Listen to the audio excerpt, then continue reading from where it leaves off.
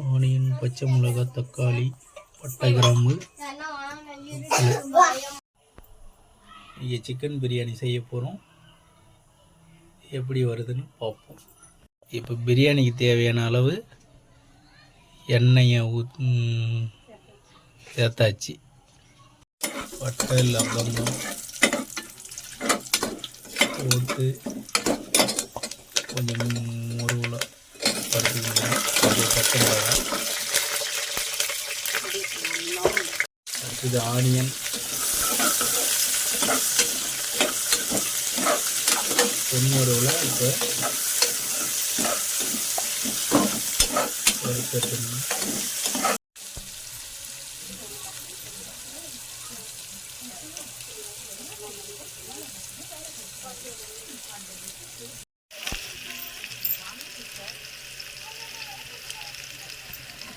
அரைச்ச இஞ்சி பூண்டு ஓகே. தேவையான அளவுக்கு கல் உப்பு சேர்க்கிறோம். நல்லா சிக்கனை வதக்கிக்கணும்.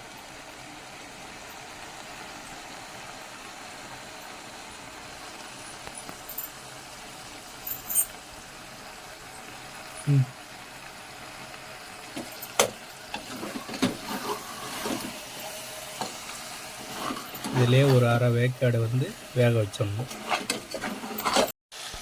பிரியாணி மசாலா கொஞ்சம் சேர்த்துக்கணும், அரை கிலோவுக்கு தேவையானது. இப்போ நாங்கள் சேர்த்துட்டோம்.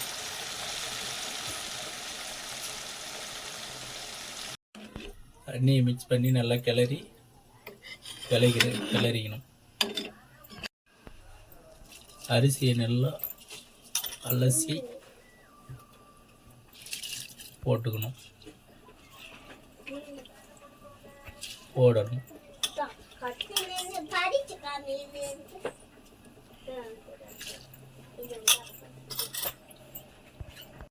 இப்போ நாங்கள் மூடி வச்சிருக்கோம். ஒரு 3 விசில் வந்த பிறகு எடுத்துடலாம்.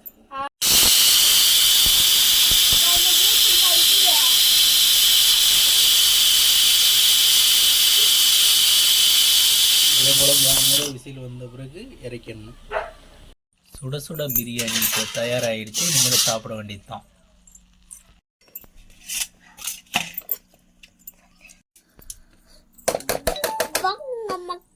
வாங்க இப்போ பிரியாணியை சாப்பிட்டு பார்த்ததா வாங்க.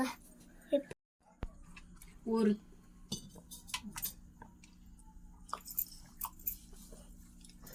சூடாக இருக்கும்.